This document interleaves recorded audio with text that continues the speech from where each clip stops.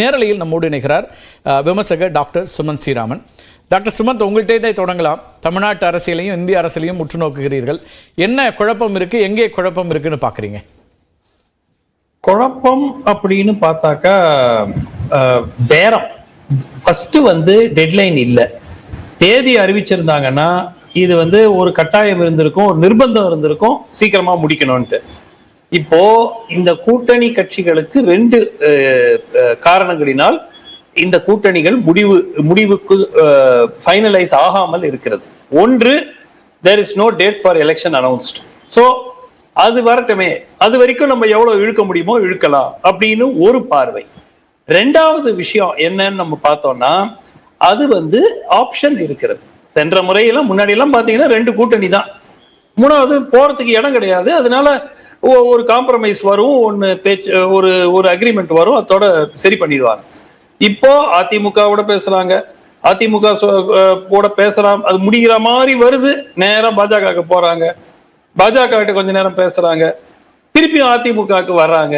So இது ஆக்சுவலா இது வெரி அன்பார்ச்சுனேட். ஏன்னா இது எந்த விதமான ஒரு கொள்கை அடிப்படையில் எடுக்கப்படக்கூடிய முடிவுகளாகவும் தெரியல.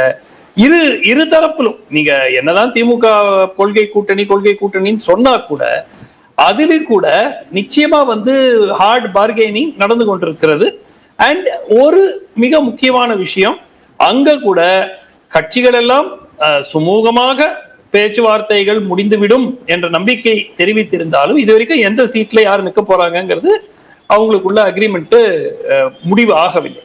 சோ நிச்சயமாக இதற்கு காரணம் இரு பெரு கட்சிகளும், பர்டிகுலரா இந்த முறை அதிமுக, பட் கடந்த காலத்திலையும் தொடர்ந்து திமுகவுக்கும் அது அப்ளிகபிளா இருக்கும். தனித்து மக்களை சந்திப்பதில் அவர்களுக்கு ஒரு தயக்கம் இருக்கிறது. அதிமுகவாவது ஒரு காலத்துல செல்வி ஜெயலலிதா உயிரோடு இருந்த காலத்துல தனியா போட்டிட்டு இருக்கிறார். பட் திமுகவை பொறுத்த வரைக்கும் அவர்கள் கிட்டத்தட்ட ஒரு முடிவு எடுத்து விட்டார்கள், தனித்து போக முடியாது, நமக்கு இந்த மிகப்பெரிய ஒரு கூட்டணி இருந்தால்தான் வெற்றி பெற முடியும் அப்படிங்கிற ஒரு சிச்சுவேஷன் உருவாக்குறதுனால இன்று அதிமுகவுக்கும் அதே மாதிரி ரெண்டு விதமா பார்க்கலாம்ல. போக முடியாதுன்னு ஒண்ணு, போக தேவையில்லைங்கிற ஸ்ட்ராட்டஜியாவும் இருக்கலாம், அவங்களுக்கு நீண்ட கால செயல்திட்டங்கள் இருக்கலாம். இல்ல எந்த ஒரு கட்சியும் தனித்து போட்டியிட்டு எல்லாத்தையும் ஜெயிக்க முடியும்னு நினைச்சாங்கன்னா அவங்க எதுக்கு, அதாவது பதவிகளை மற்ற கட்சிகளுக்கு பங்கீடு செய்யணும், இல்ல அந்த மாதிரி பாரதிய ஜனதா கட்சி தான் ஆட்சின்னு எல்லாருக்கும் வெளிப்படையா தெரிஞ்சாலும் அவங்க தேசிய ஜனநாயக கூட்டணின்னு தான் இருக்கிறாங்க. இருக்கக்கூடிய கூட்டணிகளை வைத்து அவங்களே பிஜேபி தனியா போறது இல்லையே. நீங்க என்ன நடக்கும்ங்கிறது நம்ம போன வாட்டியும் பார்த்தோம். எவ்வளவு தேசிய ஜனநாயக கூட்டணி அமைச்சர்கள் 5 ஆண்டு காலம் இந்த பாஜக ஆட்சியில் செயல்பட்டார்கள்? ஒரு 2 பேர் சொல்லுங்க பார்க்கலாம். அகாலிதள் இருந்தாங்க ஒரு காலகட்டத்துல, ஹர்சிம்ரத் கௌர் பாதல் இருந்தாங்க அமைச்சராக, அவங்க வெளியே இருக்காங்க. தெலுங்கு தேசம் கூட்டணி தேவைங்கிற இடத்துக்கு பிஜேபி, இப்ப நீங்க 400 இடம் 370 இடம் வெற்றி பெறுவோம்னு சொல்லக்கூடிய பிஜேபி, பாப்புலரான பிரைம் மினிஸ்டர் கேண்டிடேட் வச்சிருக்கிறேன்னு சொல்லக்கூடிய பிஜேபி பிஜு ஜனதாதளத்தோட கூட்டணி அமைக்கணும் அப்படிங்கிற ஒரு இடத்துக்கு போறாங்க. தமிழ்நாட்டிலையும் அதிமுகவுக்கு இப்போது வரைக்கும் கூட அவங்க சைட்ல முயற்சிகள் நடக்குது அப்படிங்கிற செய்தியை பார்க்கிறோம். அப்ப அவர்களுக்கு கூட்டணிங்கிறது தேவையா இருக்குல்ல? பாஜகவை பொறுத்த வரைக்கும் இந்த 370 400 சீட்டு வரும், 500 சீட்டு வருங்கிறதெல்லாம் பேச்சுக்கு, அதாவது எதிர் அணியை மிரள வைப்பதற்காக பேசப்படும் டயலாக். அவங்களுக்கே நல்லா தெரியும் அதெல்லாம் வரப்போறது இல்ல, மைண்ட் கேம் தான் அது, சைக்கலாஜிக்கல். அந்த செய்தியை மூளை முடுக்குக்கு எடுத்துக்கொண்டு போவதற்கு அவர்கள் கையில மீடியா இருக்கு. சோ அதையே திருப்பி 370 வாங்க போறோம், 400 வாங்க போறோம், அதாவது ஆங்கிலத்தில் செல்ஃப் ஃபுல்ஃபில்லிங் ப்ராஃபஸின்னு வாங்க, அதையே சொல்லிட்டு இருந்தா அது நடக்கும் அப்படின்னு ஒரு கைண்ட் ஆஃப் ஒரு பிலீஃப். அதனால நான் உறுதியாக இந்த 370 400 எல்லாம் வருவதற்கான வாய்ப்பு மிகவும் குறைவு, அது கிட்டத்தட்ட இல்லை. அவங்களுக்கும் தெரியும். அதனாலதான் போய் பிஜு ஜனதா தளம் மட்டும் இல்ல, அஜித் பவாருக்கு 4 சீட்டு கொடுக்குறேன், ஏக்நாத் ஷிண்டேக்கு 5 சீட்டு கொடுக்குறேன்னு சொல்லிட்டு உட்கார்ந்து சின்ன பிளவு, இவர்களால் ஏற்படுத்திய பிளவுகள், அந்த ஸ்பிளிண்டர் குரூப்புக்கு எல்லாம் சீட்டு கொடுத்துட்டு உட்கார்ந்து இருக்காங்க. பிளஸ் அசோக் சவானை இழுக்கிறாங்க. சோ நீங்க அடிப்படையில் நான் என்ன சொன்னா, இந்திய அளவிலே கூட கூட்டணி இல்லாமல் எந்த கட்சி களத்துக்கு வருது ரொம்ப வலுவா இருக்கும்னு சொல்லக்கூடிய கட்சியும் கூட்டணியை தேடுறாங்க. நான் அப்படி சொல்லலைங்க. நான் இப்போ 2014 உங்களுக்கும் நன்றாக தெரியும் எவ்வளவு கட்சிகள் அதிமுகவுடன் கூட்டணி விருப்பப்பட்டார்கள். செல்வி ஜெயலலிதா அவர்கள் வேண்டாம், எங்களுக்கு வேண்டாம், நாங்கள் தனித்து போவோம்னு சொன்னாங்க. ஓகே, அந்த அந்த அளவிற்கு தைரியம் இந்த தமிழ்நாட்டுல கடந்த காலத்துல வேற எந்த ஒரு தலைமைக்கும் இருந்ததில்லை. இன்னைக்கு அதிமுக அது செய்ய முடியாது. ஏன்னா அதிமுக பலவீனம் அடைந்து விட்டார்கள். இன்று போய் தனித்து போட்டிடுறோம்னு சொன்னா அது சூசைட். அது அவங்களுக்கும் தெரியும். இன்னைக்கு அவங்களுக்கும் பெரிய கூட்டணி தேவை.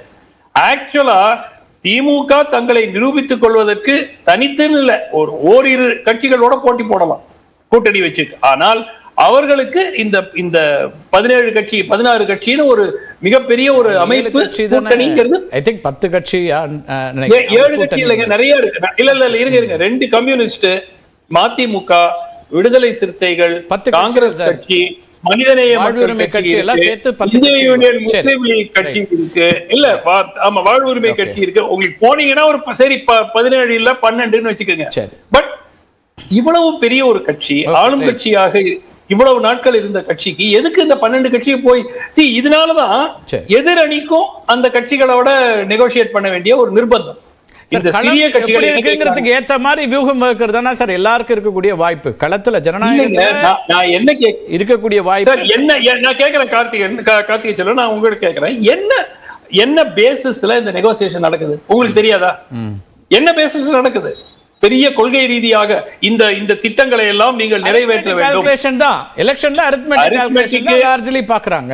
அரித்மெட்டிக் கால்குலேஷன் மட்டும் தானா? வேற எதுவுமே கிடையாதா? வெறும் அரித்மெட்டிக் தானா?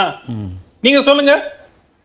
பெரிய கட்சிகள் சிறிய கட்சிகளுக்கு எதுவுமே கொடுக்கிறது இல்லையா தேர்தல் செலவுக்கு? பேசக்கூடிய இடத்துல தேர்தல் பண்ற இடத்துல தெரியாதா? சொல்லுங்க. ஓகே, தேர்தல் செலவுக்கு பெரிய கட்சிகள் சிறிய கட்சிகளுக்கு காசு கொடுக்கிறது இல்லையா? ஓகே, சொல்லுங்க. இல்ல நான் கேக்குறேன், உங்களுக்கு தெரியாதா? என்ன விட உங்களுக்கு அது நல்லா தெரியும், எல்லாருக்கும் தெரியும். சிறிய கட்சிகள் பெரிய கட்சிகளை கிட்டத்தட்ட ஒரு மிரட்டும் நிலை இன்று தமிழ்நாட்டில் உருவாகி இருக்கிறது. வேற எந்த மாநிலத்திலையும் எல்லா மாநிலத்திலையும் நான் பாக்குறதுனால சொல்றேன். வேற எல்லா மாநிலத்திலையும் பெரிய கட்சிகளோட அணுகுமுறை வேற மாதிரி இருக்கும்.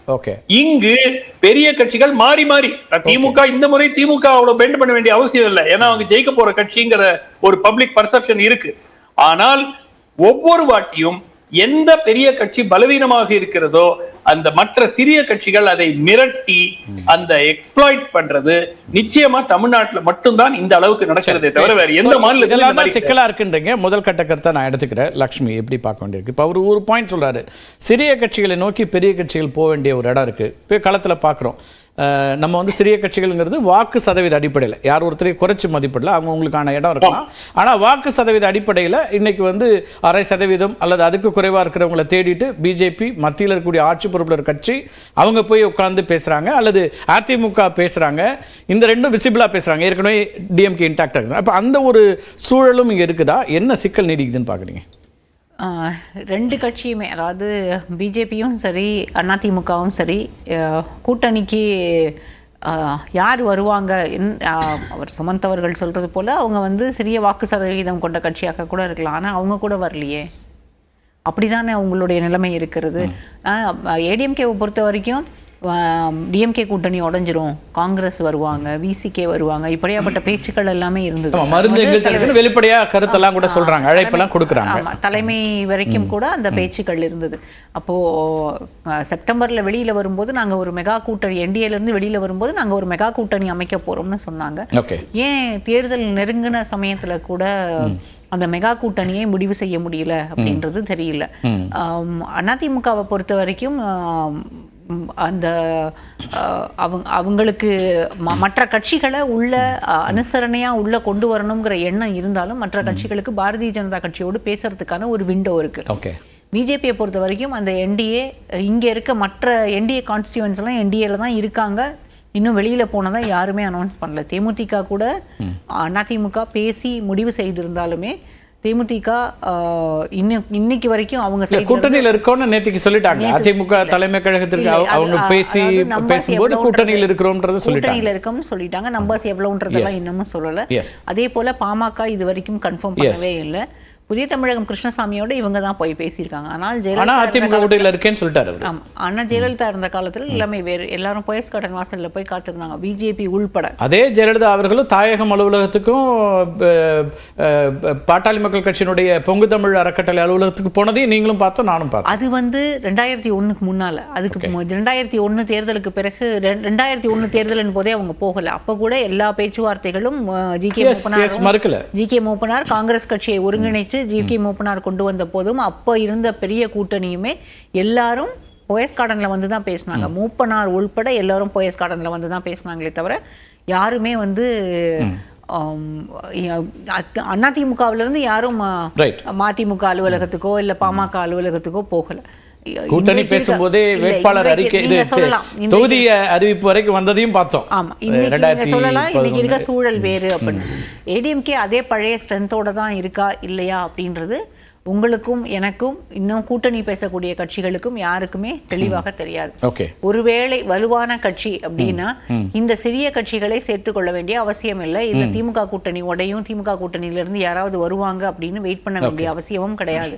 நாங்கள் தனித்துதான் அப்படின்றது வேகமா அது ஒரு வியூகமா இருக்கா? ஏன்னா அதிமுக இன்னும் கூட்டணிக்கான கதவுகளை திறந்து வைக்கிறதுனாலேயே திமுகவுடைய கூட்டணி இறுதியாகாமல் இழுத்து கொண்டே இருக்கு. ஏன்னா அவங்களுக்கு ஒரு விண்டோ கிடைக்குது, அங்க இருக்கக்கூடிய கட்சிகளுக்கு போறாங்க போகலங்கிறது வேற, ஒரு ஸ்பேஸ் கிரியேட் பண்ண முடியுதுல்ல.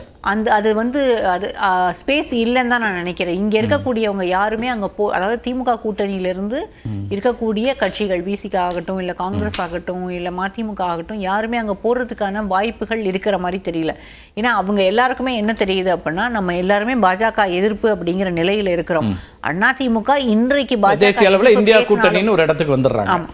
அதிமுக இன்றைக்கு பாஜக எதிர்ப்பு பேசினாலும் போஸ்ட் போல் எப்படி இருக்கும் அப்படின்றது தெரியாது. 2026ல நான் அதை தான் கணக்குல வச்சு அதிமுக பேசுறாங்க. இன்றைக்கு மட்டுமில்லை என்றைக்குமே பாஜகவோட கூட்டணி இல்லை அப்படின்னு அதிமுக சொன்னாலுமே இன்னைக்கு அதுக்கான டேக்கர்ஸ் வந்து தமிழ்நாட்டுல ரொம்ப கம்மி. அதை வந்து கட்டாயம் அந்த நம்பிக்கையை கொடுத்தாலுமே அதை காப்பாற்றுவாங்களா அப்படின்ற ஒரு குவெஸ்டன் மார்க் இருந்துட்டே தான் இருக்கு. இந்த நிமிஷம் வரைக்கும் ஏடிஎம்கேவை பொறுத்த வரைக்கும் அவங்க வந்து அதிகாரப்பூர்வமாக பாஜகவோட கூட்டணி பேச்சுவார்த்தை நடத்தலை அப்படின்னாலும் இந்த வெளியில வரக்கூடிய தகவல்கள், அதாவது நேற்றைக்கு கூட செய்திகள் எல்லாமே வந்தது, மோடி வந்து பிரைம் மினிஸ்டர் நரேந்திர மோடி வந்து கால் பண்றாரு, அதை வந்து எடப்பாடி புறக்கணித்தார் அப்படின்ற செய்திகள் எல்லாம் வந்தது. இது மாதிரி எதுவுமே நடக்கலை, இல்லை வந்து பேச்சுவார்த்தைக்கெல்லாம் நாங்கள் இல்லை, ஏற்கனவே வழி இல்லைன்னு நாங்கள் டோர் க்ளோஸ் பண்ணிட்டோம் பிஜேபிக்கு அப்படின்றத அதிகாரப்பூர்வமாக அவர்கள் இன்னும் இந்த நிமிஷம் வரைக்கும் ஏடிஎம்கே அறிவிக்கல. ஏடிஎம்கேல வந்து சில தலைவர்கள் இன்னமும் திரைமறைவில், அதாவது செகண்ட் ரேங்க்ல இருக்கக்கூடிய தலைவர்கள் திரைமறைவில் இன்னமும் பிஜேபியோட கனெக்ட்ல தான் இருக்காங்க. அவங்களுடைய பிரச்சனை வந்து பாரதிய ஜனதா கட்சி மேல இருக்கக்கூடிய தலைமையோ அல்லது டெல்லியில இருக்கக்கூடிய அமைச்சர்களோ கிடையாது. இங்க இருக்க தலைமை விருப்பங்கள் வந்து தமிழ்நாடு தலைவர்களுக்கு வெற்றி பெறணும், தேர்தலில் போட்டியிடும் நினைக்கிற தலைவர்களுக்கு கூட அதிமுக கூட்டணி வேணும்னு நினைக்கிறாங்க, மாற்று கருத்து இல்ல. ஆனா அந்த எல்லையெல்லாம் கடந்து வந்துட்டாங்களா, தூரம் ரொம்ப வெகு தூரம் வந்த பிறகு திரு எடப்பாடி உறுதியா இருக்கிறப்ப ரெண்டு பேருமே வெகு தூரம் வந்துட்டாங்க. இனிமேல் ரெண்டு பேரும் ஒன்னா சேர்ந்து வந்தாலும் அதிமுகவுக்கும் சரி பாஜகவுக்கும் சரி அது வந்து பெரிய சரிவை தான் கொடுக்கும். மற்றபடி அவங்களுக்கு அது வந்து அட்வான்டேஜஸா மாற போறது இல்ல. ஆனா பிஜேபியை பொறுத்த வரைக்கும் என்னதான் தேசிய அளவுல பெரிய கட்சி அப்படின்னு அவங்க சொன்னாலும் 400 இடங்கள் அப்படின்னு சொன்னாலும் சவுத் அதுலயும் பர்டிகுலரா தமிழ்நாட்டுல அவங்களுடைய நிலை வந்து வருத்தத்துக்குரியது தான். 18% அப்படின்னு சர்வேஸ் எல்லாம் சொல்லுது, நாங்க வந்து எங்களுடைய ஓட் ஷேர் இன்க்ரீஸ் ஆயிருக்கு அப்படின்றதெல்லாம் அதாவது உதவாத வாதம். அவங்களுக்கு அந்த ஓட் ஷேர் இன்க்ரீஸ் ஆயிருந்தாலும் அதை வந்து சீட்டா கன்வெர்ட் ஆகிறதுக்கான வாய்ப்புகள் இந்த எலெக்ஷன்ல ரொம்ப குறைவு. அதனாலதான் அவங்களோட டெஸ்பரேஷன் என்னன்னா அதிமுகவை எப்படியாவது கூட்டணிக்குள்ள வச்சுக்கணும், இனிமேலும் மீண்டும் பேச்சுவார்த்தை நடத்துறதுக்கு. அதனாலதான் பாரதிய ஜனதா கட்சி அதிமுகவோடு கூட்டணி ஏற்படுத்திக் கொள்ளணும் அப்படிங்கறதுனாலதான் இதுவரைக்கும் டிடிவி தினகரனையும் ஓபிஎஸ்ஐயும் மோடி நேரடியாக சந்தித்து பேசவில்லை. ஓபிஎஸ் பொறுத்த வரைக்கும் ஒரு டெஸ்பரேஷன் அவர் சைட்ல இருக்கு. அதே போல டிடிவி தினகரனுக்கும் இருக்கு. ஏதாவது ஒரு நிலையில வந்து தாமரை சின்னத்துல போட்டிடுறதா சொந்த சின்னத்துல போட்டிடுறதா அந்த சிக்கல் தான் இருக்கு. இது எடப்பாடியா ஓபிஎஸ் ஆங்கல. அதாவது எடப்பாடி பழனிசாமி அவர்கள் பாரதிய ஜனதா கட்சியோடு கூட்டணி இல்லை அப்படின்னு சொன்ன பிறகு அதிமுகவில இருந்து, அதாவது ஆரம்பத்துல இருந்து ஓபிஎஸ் என்ன சொல்றாரு, நான் வந்து டெல்லியில என்ன சொன்னாங்களோ அதை கேட்டுதான் நான் இங்க செயல்பட்டேன் அப்படின்றாரு. அப்படிப்பட்ட சூழல்ல அவருக்கு ஒரு அப்பாயின்மெண்ட் கொடுத்து அவரை நேர்ல பார்த்திருக்கலாம். இது வரைக்கும் நான் சந்திப்பு தவிர்க்கிறதே இந்த ஆப்ஷனுக்காக தான் காரணம். அதாவது ஏடிஎம்கே கூட்டணியில வச்சுக்கிட்டால் ஏடிஎம்கே கூட்டணிக்கு வரணும் அப்படின்னா அவங்களோட கண்டிஷன்ஸ் வந்து ஓபிஎஸும் டிடிவி தினகரனையும் நீங்க சேர்க்க கூடாது அப்படின்ற போது அது என்ன முடிவு எடுக்கிறதுன்னு தெரியாம தான் பாரதிய ஜனதா கட்சி இன்னும் எல்லா விண்டோ எல்லா டோரையும் ஓபனா வச்சிருக்காங்க. இது முதல் கட்ட கருத்தா எடுத்துக்கிறேன். ஒரே ஒரு கிளாரிபிகேஷன். அதிமுக தலைமை எடப்பாடி பழனிசாமி உட்பட திட்டவட்டமாக பாஜகவுடன் இந்த காலத்திலும் எதிர்காலத்திலும் கூட்டணி இல்லை என்று திட்டவட்டமாக தெரிவித்து விட்டார்கள். இத இன்னும் பேச்சுவார்த்தை நடத்திட்டு இருக்காங்க. அப்படிங்கிறது அதிமுக 2026 என்ன ஆகும், எதிர்காலத்துல எல்லாம் கூட்டணி இருக்காதுன்னு நான் சொல்லல. ஆனால் இந்த தேர்தலை என்ன லாஜிக் சொல்றாங்கன்னா, இப்ப நீங்க சொல்லக்கூடியது திரு எடப்பாடி பழனிசாமி சொல்லிட்டாரு, தீர்மானம் போட்டுட்டாங்க, இதெல்லாம் நடந்துட்டு இருக்கு. இன்னொரு பக்கம் திரு ஓ பன்னீர்செல்வம் டிடிவி தினகரன் மேடையில் ஏற்றப்படவே இல்லை அப்படிங்கிறதோட சேர்த்து நீங்க இன்னும் இந்த சைட்ல இருந்து திரு அண்ணாமலை ஏற்கனவே சொன்னாரு, தமிழ்நாட்டில் கூட்டணி முறிந்து விட்டதுன்னு அதிமுக சொல்றாங்களே, பிஜேபி என்ன சொல்லுதுன்னு கேட்டப்ப இது பற்றிய கருத்தை எங்களுடைய தேசிய தலைவர்கள் சொல்லுவாங்கன்னாரு. இப்ப வரைக்கும் தேசிய தலைவர்கள் எந்த கருத்தும் சொல்லாத போது அதுக்கான ஒரு விண்டோ இருக்குங்கிற ஒரு புரிதலுக்கு அவங்க வர்றாங்க. இல்லைங்க, எனக்கு ஒண்ணுதான் புரியல. மாப்பிள்ள இந்த பொண்ணை நான் கல்யாணம் பண்ணிக்கலன்னு சொல்லிட்டு போயிட்டாரு. ஆனா பொண்ணோட அப்பா சொல்லுவாரு மாப்பிள்ள கல்யாணம் பண்ணிக்க போறாரு. என்ன லாஜிக் இருக்குது நிஜமாவே? ஏடிஎம்கே திட்டவட்ட முதல்ல என்ன சொன்னாங்க, சரி இரண்டாம் கட்ட தலைவர்கள் சொன்னாங்க. இங்க எடப்பாடி அவர்களே திட்டவட்டமாக சொல்லிட்டாரு. இல்ல நான் என்ன சொல்றேன்னா, I don't understand what is wrong with it. அதாவது the bride, the groom has said he is not marrying the bride, or bride has said she is not marrying the groom. அதுதான் அவங்க இது இந்த இடத்துல பொருத்தமானதா இந்த உதாரணங்கள் அப்படின்றாங்க. அவங்க என்ன உதாரணம், என்ன what is wrong with this? ஒரு தரப்பு எப்படிங்க சொல்ல முடியும்? ஒரு இது அலையன்ஸ்ங்கிறது எதுக்காக? அலையன்ஸ்னு பேரே என்னது? ஓகே, நீங்க உங்க பாயிண்ட் சொல்லிங்க, கேக்குறேன். என்ன இல்ல அது எதுக்கு சொல்லணும்? ஏன்னா பொண்ணு மாப்பிள்ள உதாரணம் தான் சொல்லணுமா? இதுக்கு என்ன வேற உதாரணமே கிடைக்கலையா? சரி, எனக்கு இருக்கிறது நேத்து ஈவினிங் பேப்பர்ஸ்ல எல்லாத்துலயும் ஒரு செய்தி வந்ததுல மோடி போன்ல எடப்பாடி பழனிசாமியை தொடர்பு கொண்ட முயற்சித்தார், ஆனால் எடப்பாடி பழனிசாமி ஆன்சர் பண்ணல அப்படின்னு.